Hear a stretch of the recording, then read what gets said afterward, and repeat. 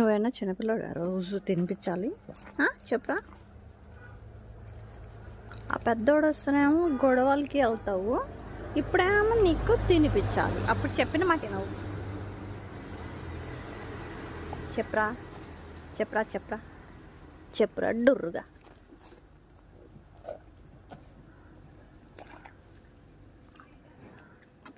కాకి కూడా కొంచెం పెడదామా, పైన పడతారే.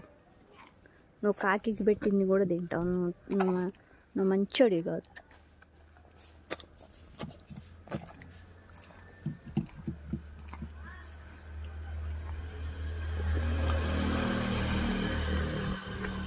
చాలే, ఇంకొంచెం పెట్టేస్తా. ఓకే.